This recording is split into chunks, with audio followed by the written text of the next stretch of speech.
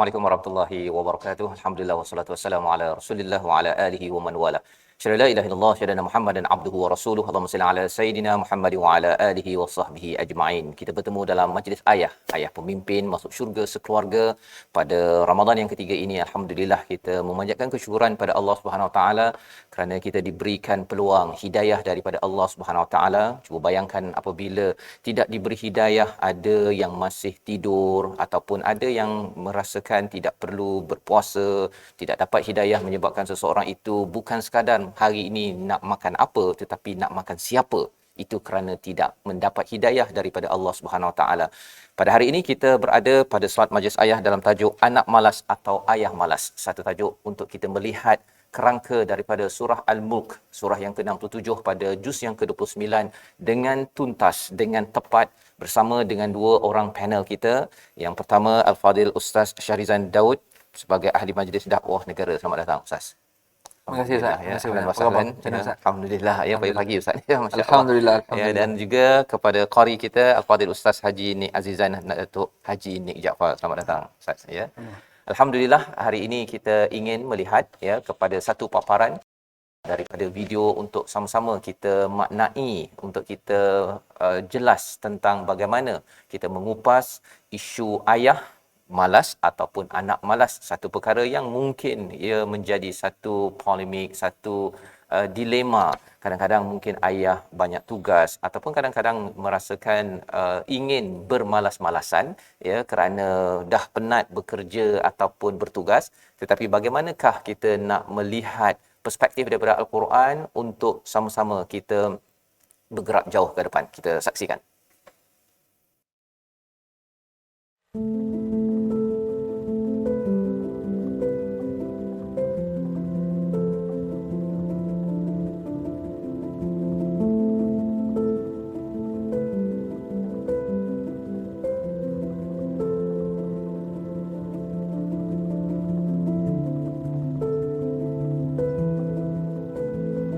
Alhamdulillah saya syukur sangat sebab orang yang mengajar Quran tu di rumah saya sendiri, ayah saya sendiri.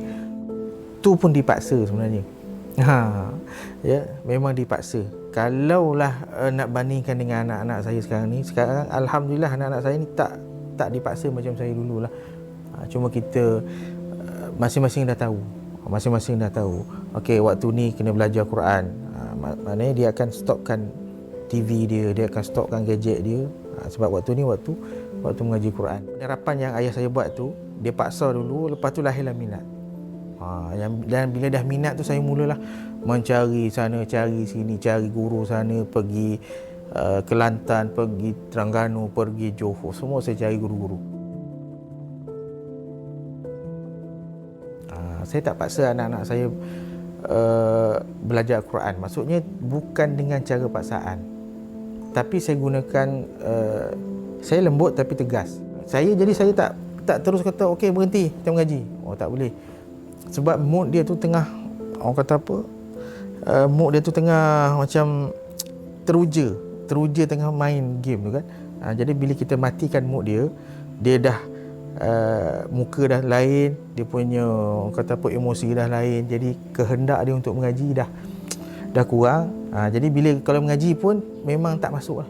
Memang akan salah, memang akan banyak sangkut lah. Sebab yang penting tegas lah, kita kena tegas. Maknanya time ni mengaji, tetap mengaji. Contoh saya bawa dia orang pergi bercuti, melancong ke hotel ke mana-mana ke, Quran mesti bawa. Sebab saya tegas, saya tak nak, walaupun Quran dan di handset pun ada. Kan, kalau kita pergi surau mana-mana masjid pun ada. Tapi saya tak nak Quran tu berlainan. Saya nak anak-anak saya ni pegang satu Quran saja sampai khatam. Sebab saya nak ni istimrar, dia istiqamah. Itu yang saya nak tu sebenarnya. Bagi saya kualiti. Kalau kita baca banyak pun tapi banyak sangkut, banyak orang kata apa, longgar sana sini, saya tak nak macam tu. Jadi walaupun kita baca satu muka, dua muka, yang penting kualiti kita baca tu ada.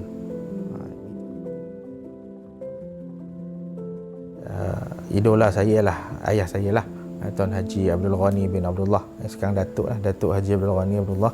Dia merupakan johan peringkat kebangsaan 6 kali dan juga peringkat antarabangsa 4 kali. kira merupakan legenda lah, Qori legenda di Malaysia ni lah, yang masih ada di luar sana. Terapkanlah anak-anak ni dengan pembacaan Al-Quran. Kalau kita tak pandai baca Quran, usaha budayakan Al-Quran dalam kereta, dalam rumah, pasang CD-CD, radio dan sebagainya, TV dan sebagainya. Kemudian usaha lagi cari guru-guru yang mahir, dan usaha lagi kita pula. Jangan anak je kita wajib suruh belajar, kita pula. Kita pun kalau yang dah boleh mengajar tu, alhamdulillah silakan. Yang tak boleh cuba tingkatkan diri dengan Al-Quran. Kadang benda lain kita lebih pentingkan, tetapi dengan Al-Quran kita berkira-kira. Itu yang bagi saya rugilah kita berkira dengan Quran, nanti Quran akan berkira dengan kita juga.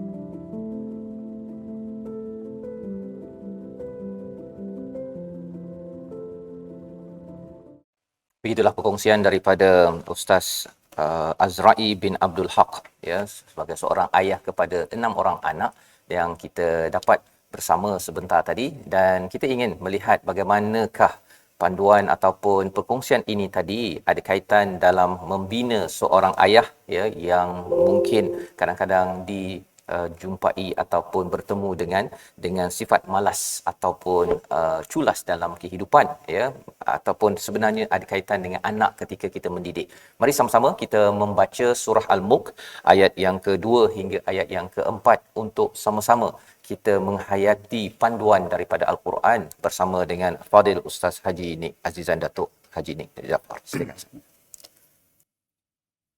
A'udzubillahi minasyaitonirrajim.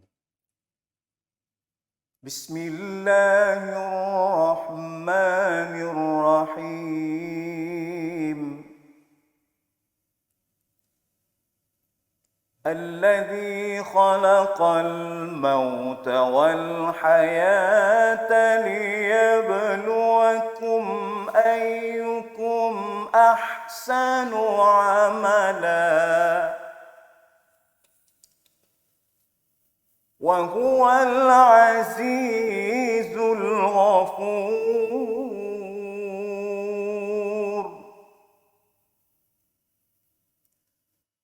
الذي خلق 7 سماوات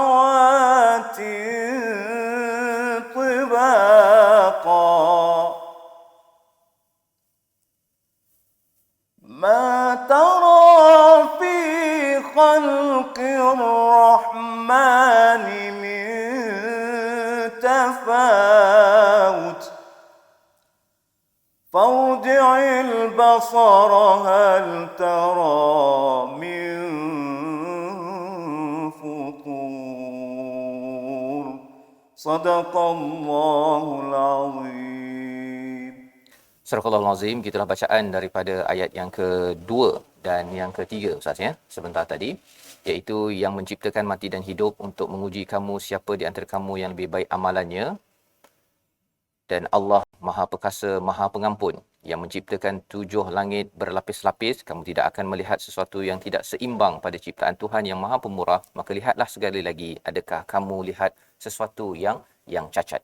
Kalau kita melihat kepada ayat ini, kita melihat kepada hakikat daripada Allah SWT pada ayat yang ketiga, menciptakan 7 lapis langit itu berlapis-lapis, ya.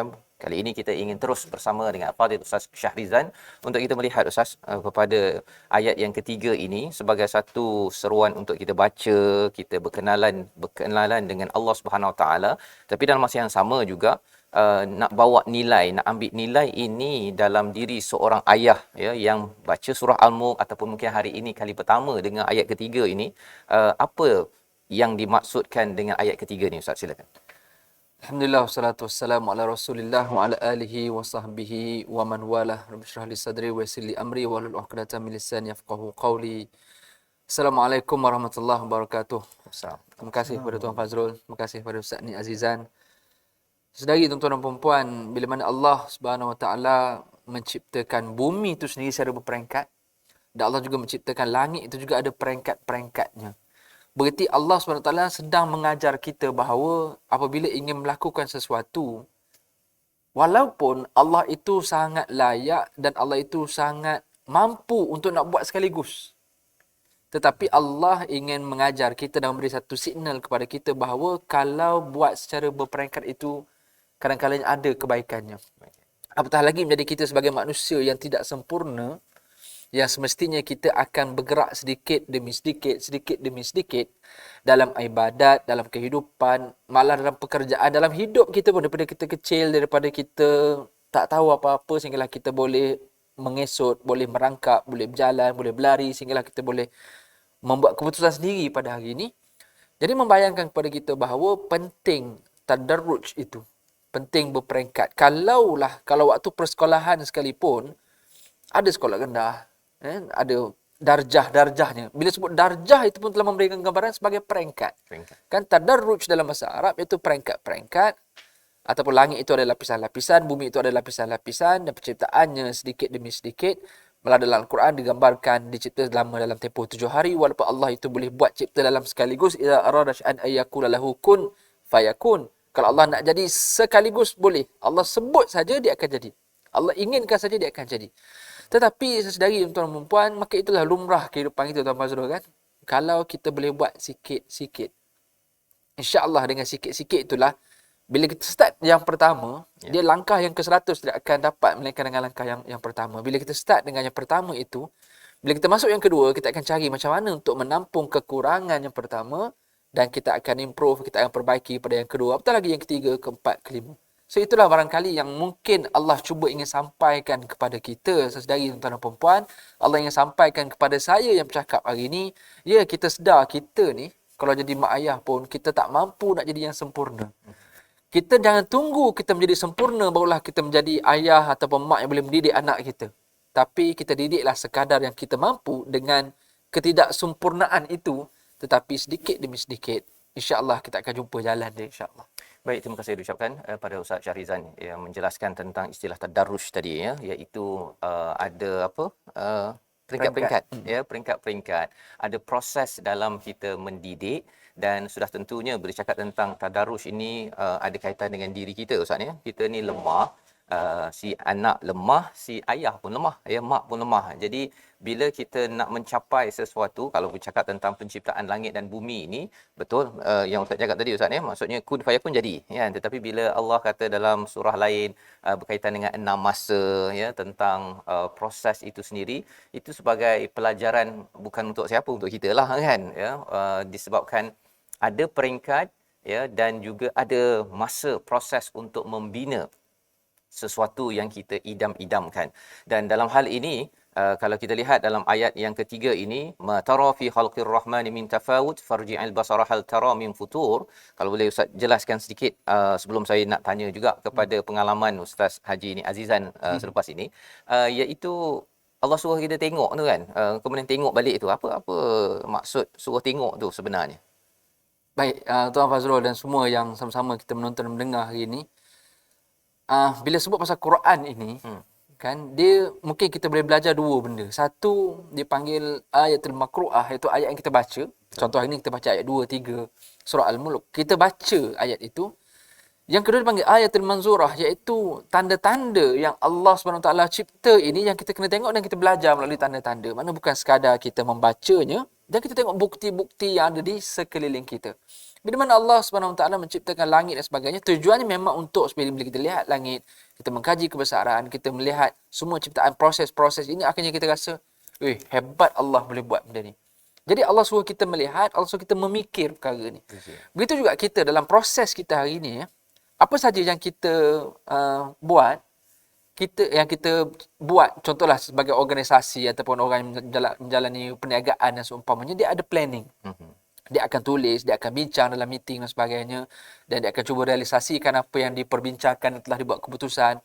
Tapi ada ketikanya, kita ada satu masa dia panggil sebagai review punya proses. Mungkin setiap 3 bulan, setiap 4 bulan, dia review dan dia kena tengok balik. Apa kekurangan, apa kelemahan, apa yang kita boleh ubah, apa yang kita boleh tambah untuk kita sempurnakan, untuk kita selesaikan masalah-masalah tadi. Itu adalah maksud melihat. Supaya kita mengkaji balik, kita tengok balik proses-proses, apa lemah kita. Sebagai seorang perniagaan, sebagai seorang ayah, sebagai seorang anak kepada mak ayah, sesiapa pun kita hari ini, memang tujuannya supaya kita kena tengok. Tengok balik. Kita tengok balik itu, review atau preview itu sangat-sangat penting dalam kehidupan kita. Sebab benda yang kita dengar atau benda yang kita teori ini, ya, satu sudut ada kebaikannya, tapi dalam masa yang sama, apa yang berlaku, yang kita nampak depan mata, yang divisualkan, kadang-kadang itulah yang lebih memberi kesan kepada cara kita bertindak dari ini. Ya, jadi itu adalah antara pelajaran daripada ayat yang ketiga surah review, ya. Tengok berkali-kali. Kalau Allah punya proses ni memanglah tak ada cacatnya, kan.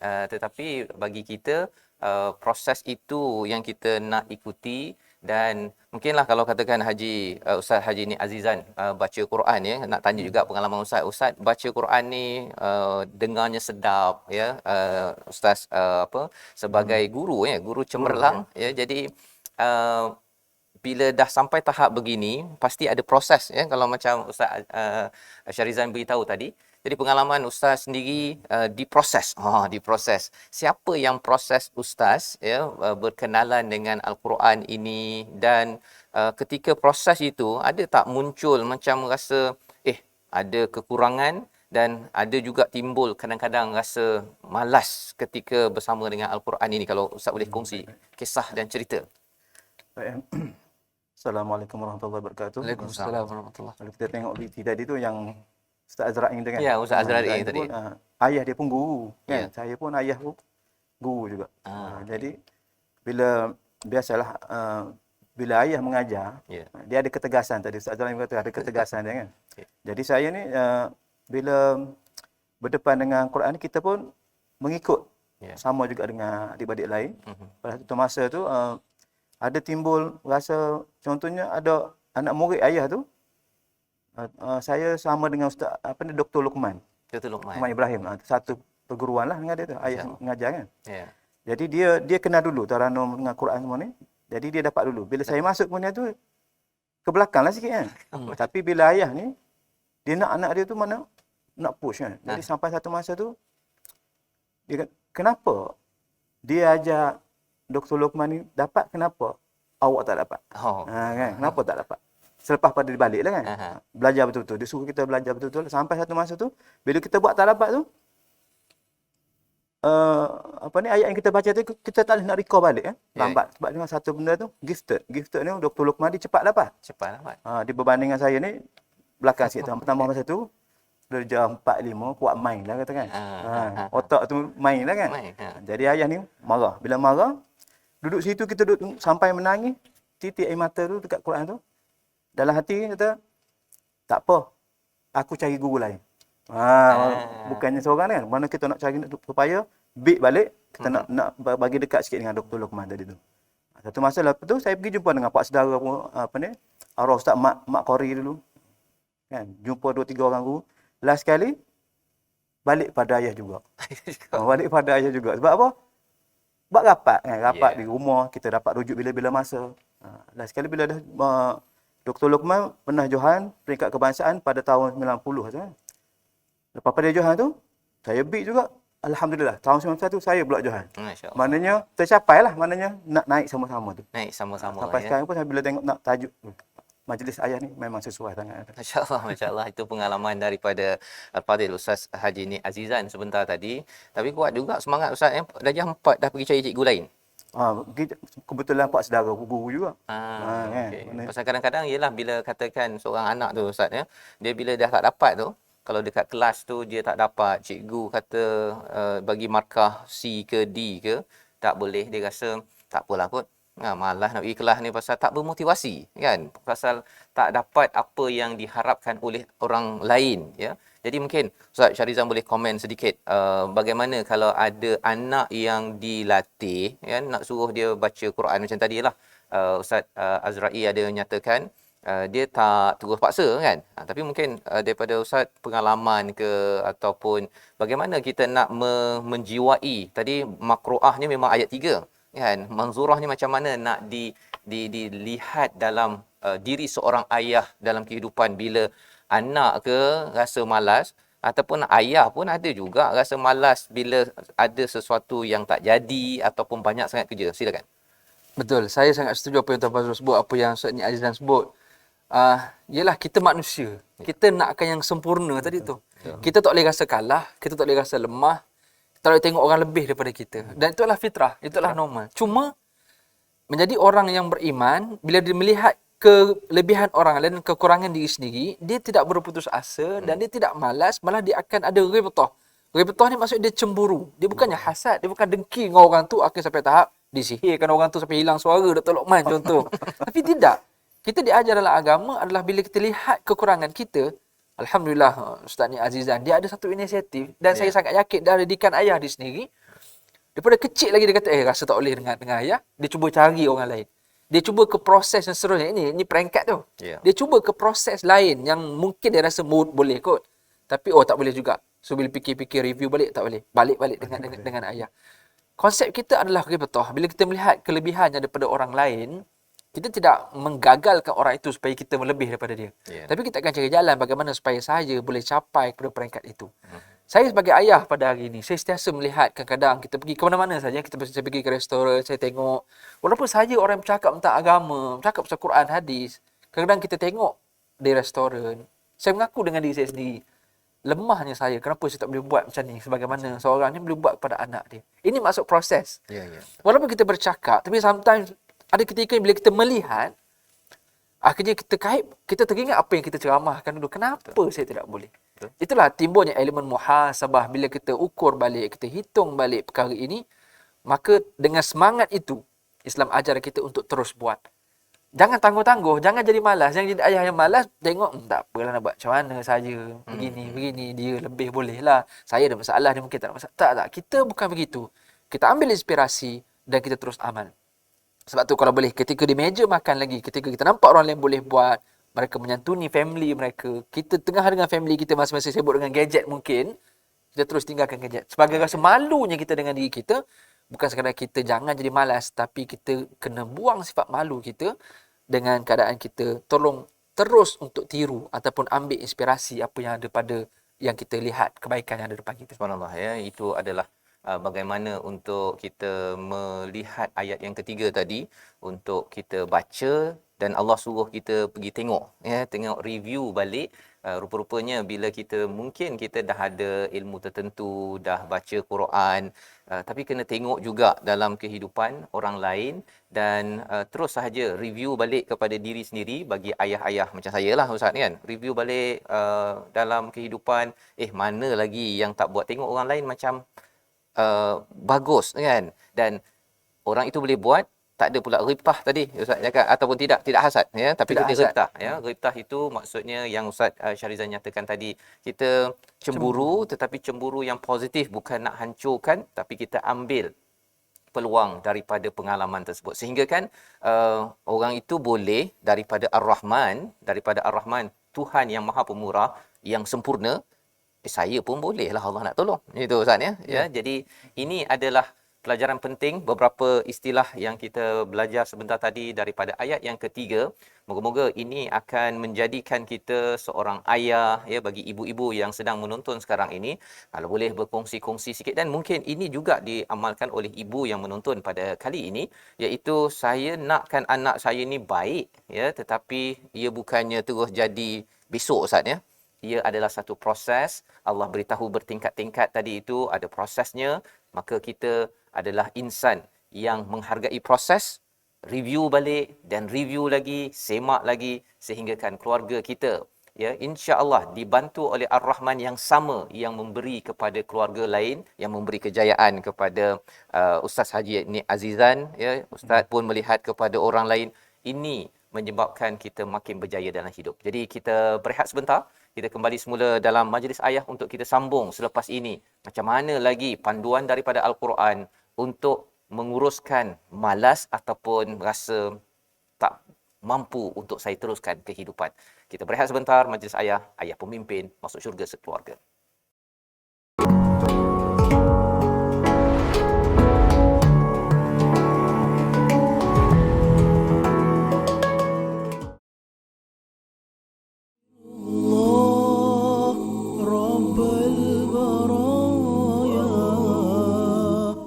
أستغفر الله من الخطايا أستغفر الله رب البرايا أستغفر الله من الخطايا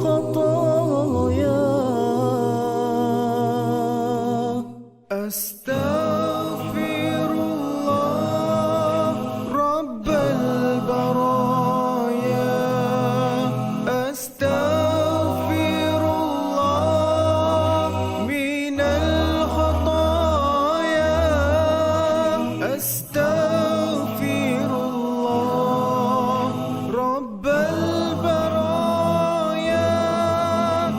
أستغفر الله من الخطايا أستغفر الله.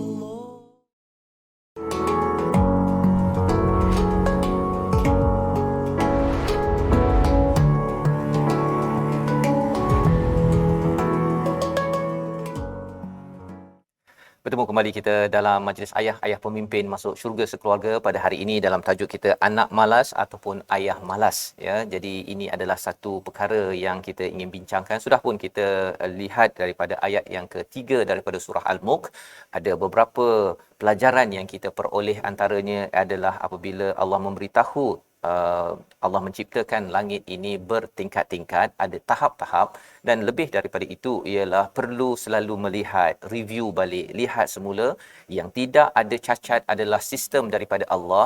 Dalam kehidupan kita ada kekurangan, tetapi insya-Allah Allah boleh bantu ayah-ayah yang mungkin berkecamuk ataupun mungkin berselirat macam mana nak bina anak pertama, anak kedua, anak ketiga. Kalau boleh saya nak dia terus solat, terus baca Quran, kalau boleh taranum terus macam Ustaz Haji ini Azizan. Tetapi kita yakin bahawa proses dan juga tahap itu amat perlu dihargai dalam kehidupan kita berkeluarga. Kita ingin baca daripada surah Al-Insyiqaq, panduan tambahan, ya, daripada surah ke-84 ayat 19 hingga 21 pada halaman yang ke-589, ya. Sama-sama tuan-tuan yang mungkin berada di rumah nak buka mushaf. Halaman 589 ini juga panduan bersama kita pada hari ini untuk menghargai tajuk kita pada hari ini, anak malas ataupun ayah yang malas. Mari sama-sama kita baca, dipimpin Al-Fadhil Ustaz Haji Nik Azizan Datuk Haji Nik Jaafar. Silakan Ustaz. Bismillahirrahmanirrahim. لتركبن طبقا عن طبق فما لهم لا يؤمنون وإذا قرئ عليهم القرآن لا يسجدون صدق الله العظيم. Surah Al-Azim ayat 19 hingga 21 ini, sesungguhnya kamu akan jalani peringkat demi peringkat kehidupan. Mengapa mereka tidak beriman dan apabila Al-Quran dibacakan kepada mereka, mereka tidak mahu bersujud kepada Allah Subhanahu Wa Taala. Subhanallah, ya. Ini moga-moga Allah jadikan kita sebahagian daripada orang yang bersujud, Ustaz, ya. Apa tiga ayat ini daripada surah Al-Insyiqaq, Ustaz? Kalau boleh dijelaskan, ada perkataan tabaq lagi di sini. Silakan. Tuan Fazrul dan Ustaz Nik Azizan, tuan-tuan dan puan-puan semua, kalau kita ingat masa kita mula-mula menjadi pasangan suami isteri bersama, sebelum kita menjadi ayah. Kita ada ayah kita ada mak kita, tapi akhirnya kita melalui proses, kita pula menjadi suami isteri yang belum lagi jadi ayah, dan akhirnya kita menjadi ayah. Cuba kita lihat macam mana mula-mula masa kehidupan kita, mungkin setahun yang pertama, sebab biasanya tahun yang kedua dah start dah jadi ayah dah. Kita cuba lihat proses itu, peringkat itu, bagaimana tahap hubungan kita suami isteri di rumah tanpa anak, macam mana cara kita habiskan masa, kita spend time kita semua. Kerana bila kita start ada anak yang pertama yang mungkin ketika itu usianya baru berapa bulan, dan tengok macam-macam pula proses kita. Mungkin kita ada berbalah sebab tak nak jaga malam. Sebelum ada anak kita okey. Hidup kita tenang saja. Kita tak ada nak bergaduh, tak ada siapa nak tukar pampers, tak payah nak keluar duit untuk nak beli kelengkapan susu, botol dan sebagainya. Start ada anak, dan mungkin kebetulan juga anak itu tiba ditakdirkan pula diuji dengan barangkali musibah. Sakit, dia berpanjangan, sikit-sikit demam, lepas demam sakit ini. Akhirnya ini proses, ini peringkat sama ada baik ataupun buruk. Ya. Jadi bila Allah sebut la tarkabunna tabaqan an tabaq, berarti sama ada peringkat itu baik ataupun buruk. Ya, kita akan mengimpikannya indah-indah belaka, tapi bukan itu semua yang akan berlaku dalam kehidupan kita, dan itulah cara proses kita belajar.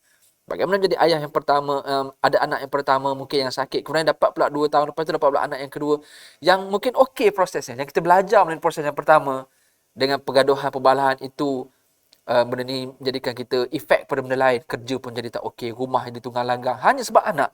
Akhirnya kita belajar daripada situ, kita cuba perbaiki diri kita bila timbul keluarnya anak yang kedua. Akhirnya kebetulan pula anak yang kedua itu tak ada sakit. Alhamdulillah, hidup kita pun lebih berpengalaman menjadi seorang ayah, berpengalaman pula mungkin dah tahun yang ketiga menjadi pasangan suami isteri. Peringkat inilah yang akan melatih dan mengajar kita, sehinggalah kita mencapai satu proses yang ingin sempurna, walaupun kita tak akan mampu jadi seorang ayah ataupun ibu yang sempurna, tetapi kita cuba untuk menjadi atau mencapai kesempurnaan tadi.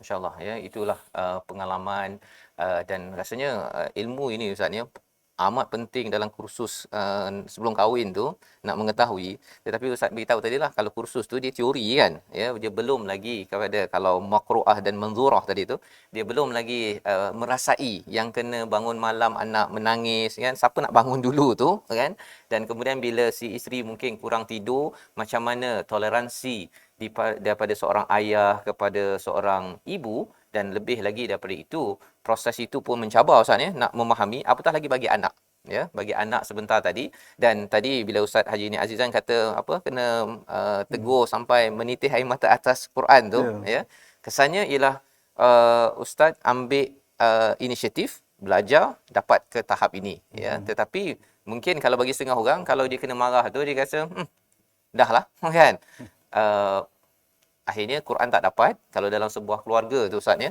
kesannya mungkin kalau katakan susah betul lah hidup berkeluarga ni kan, banyak sangat cabaran, banyak je yang kata saya ni sekarang ni tertekan kan dengan suami pula tertekan dengan isteri. Macam mana Ustaz nak melalui proses tapi kadang-kadang rasa tak berapa kuat? Apa panduan untuk ayah-ayah yang sekarang ni semalam kita bincang, tak ada kementerian ayah, kementerian lelaki tak ada kan. Jadi macam mana nak menguruskan proses kena lalui untuk menuju ke arah yang baik dan terbaik, tapi kadang-kadang ada rasa lemah ketika dalam proses itu. Sesedari semua proses ini dia takkan sama. Tak sama. Kan maknanya type A punya proses mungkin sesuai dengan beberapa golongan ayah. Type B, type C. Mungkin di kalangan kita bertiga pun barangkali ada proses yang berbeza. Betul. Walaupun kita nakkan cara matlamat yang sama. Betul. Tapi mungkin cara yang berbeza. Mungkin dapat ayah yang sangat tegas. Mungkin. Dan saya pun tak pasti ketegasan tu macam mana. Adakah sampai tahap rotan, sampai tahap tali pinggang. Sebab ada anak yang berjaya hari ini, itu prosesnya. Betul. Dengan rotan, dengan tali pinggang, dengan kena ketuk ketampi, dengan kena push up. Tapi akhirnya anak menjadi seorang yang berjaya pada hari ini. Tapi ada seorang ayah yang sangat lembut, yang marahnya hanya mengangkat kening saja. Kan? Proses itu. Dan semuanya subjektif. Jadi kita tidak mengatakan bahawa kitalah yang paling tepat dalam setiap tindakan kita. Cuma bagaimana kita jalinkan antara proses tadi. Betul. Tengok. Kalau tanya kepada saya secara peribadi, bagaimana untuk menjadi seorang ayah yang kuat, memang kita kena melihat contoh, sampel-sampel yang ada depan mata kita. Contoh, tengok Kan? Tengok. Barangkali mungkin bukan ayah kita sendiri yang sebagai contoh yang terbaik. Mungkin kita trauma dengan ayah kita. Mungkin ada family yang memang dia membesar dengan dia dibuang keluarga. Jadi tak boleh ambil contoh ayah dia. Betul. Akhirnya dia akan melihat contoh ayah kawan dia ataupun pakciknya yang menjadi ayah angkat dia mungkin. Dia akan melihat proses itu. Itu maksud hubung kait tadi. Dia cuba jalinkan mana yang dia nampak sampel-sampel yang ada depan mata dia dan dia mengambil secara positif. Itu yang mungkin yang kita cuba belajar hari ini. Kita tengok contoh-contoh yang ada pada zaman Rasulullah SAW. Mungkin kalau terlalu jauh atau terlalu besar contohnya, kita kecilkan sikit, ambil pula mungkin ulama-ulama, tokoh-tokoh Islam yang kita rasa mungkin kita boleh kot nak hampir dengan mereka. Kalau nak mencontohi Nabi, para sahabat mungkin terlalu besar. Ambil pula ulama-ulama. Kalau ulama-ulama pun rasa macam besar sangat, ambil contoh beberapa tokoh-tokoh agamawan yang ada, yang kita nampak contoh-contoh macam Datuk Nik Jaafar bagaimana mendidik family-nya. Bagaimana Ustaz Azra'i sebut dalam VT dia tadi. Kita ambil contoh-contoh ini dan kita tengok, akhirnya kita rasa, ya Allah, lemahnya saya. Daripada situlah akhirnya kita belajar dan kita cuba perbaiki diri kita. Ustaz bila cakap tentang tengok orang lain kan, kadang-kadang kita tengok Ustaz Azra'i tadi tu, anaknya 6 orang, tak payah disuruh. kan, terus saja tinggal gadget, terus baca Quran kan, bawa Quran ke mana-mana. Bila kita tengok contoh pada orang lain, kita rasa macam mana aku nak buat dengan anak aku, kan, pasal contoh tu dia dah jadi kan. Macam mana Ustaz melihat banyak contoh-contoh baik tu kan, contoh zaman Nabi, ini besar, nak kecilkan lagi. Tapi nak masuk dalam hidup kita secara praktikal, pasal kita bukannya apa istilahnya, bukan Nabi kan, dan environmentnya berbeza ya, dengan mungkin ada anak yang umur 6 tahun, ada yang 14 tahun, yang Ustaz Azra'i mungkin anaknya lelaki contohnya kan, anak saya perempuan. Jadi macam mana nak matchkan contoh yang kita observe dalam hidup ini. Cerita banyak sekarang ni, kita boleh nak cari kat YouTube ke boleh, tapi inspirasi tu nak masuk dalam keluarga macam mana agar jangan tertekan, akhirnya kata malah nak buat macam orang lain boleh lah, aku. Silakan Ustaz. Pertama sekali, kalau tak boleh nak buat semua, jangan tinggal semua. Itu kaedah kita. Dan yang kedua, tengok apa kelebihan yang kita ada, apa yang kita boleh buat. Barangkali kita tak mampu nak tiru sebagaimana Ustaz Azra'i dengan keluarganya yang dengar Al-Quran semata-mata. Setiap orang ada kelebihan dan kekurangan masing-masing. So, kalaulah kita hari ini rasa kita tak mampu nak bawa atau mencontohi dengan Quran semata-mata, tapi mungkin kita lihat ada kelebihan yang ada pada keluarga kita, pada diri kita sendiri, ada kelebihan yang kita mungkin boleh bawa family kita. Sebagai contoh, kita mungkin tak pandai Quran. Tapi kita mungkin pandai dalam bidang pelajaran yang lain. Itulah yang kita fokuskan kepada anak-anak kita. Quran tak boleh, tak apa. Kita ada guru Quran, kita hantar kepada Ustaz ni Azizan contoh. Dia rasa kekurangan diri dia, okey, dia tampung dengan kelebihannya daripada orang lain. Tapi dalam masa yang sama, dia ada kelebihan diri dia sendiri. Dia mungkin pandai sukan, atau dia mungkin seorang yang pandai menjaga makan.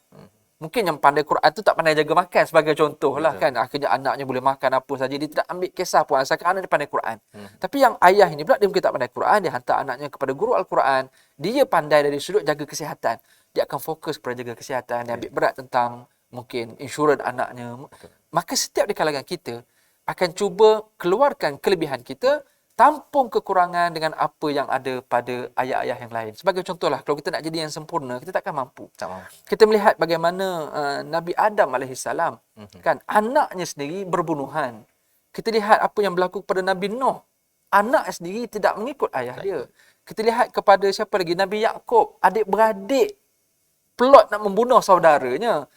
Tapi dalam masa yang sama, jangan kita lupa juga bahawa Nabi Ibrahim, ayahnya seorang tukang berhala, tapi dia seorang Nabi Ibrahim. Nabi Isa AS tidak memiliki ayah, sebagai contoh. Nabi Musa AS dibesarkan di rumah, di istana Firaun.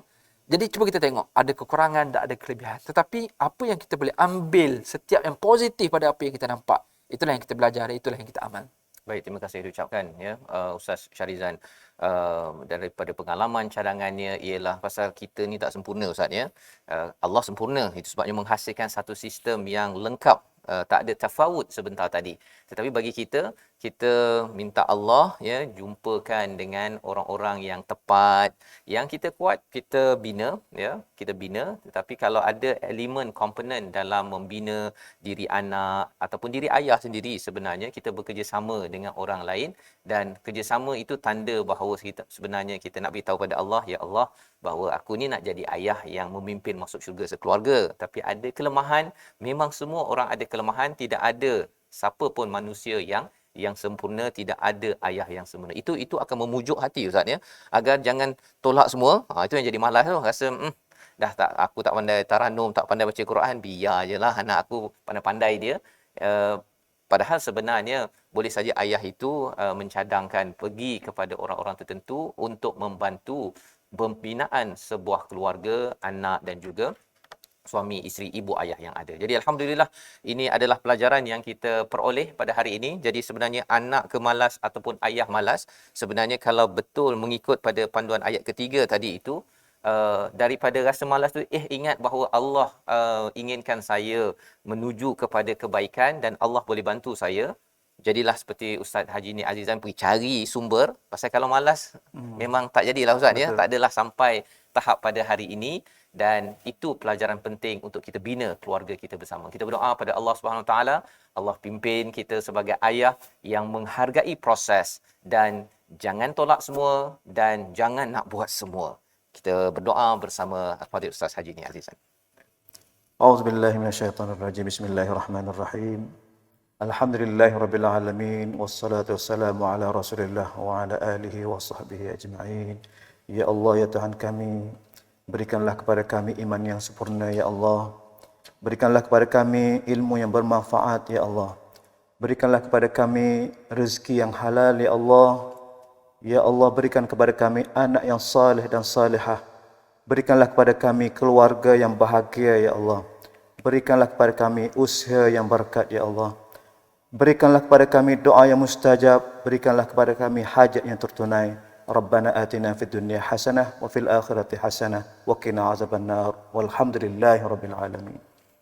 Amin ya rabbal alamin. Terima kasih diucapkan pada Fadil Ustaz Haji Nik Azizan dan juga Fadil Ustaz Syarizan ya, berkongsi hari ini Ustaz pengalaman menzurah yang dikaitkan dengan apa yang kita baca sebentar tadi.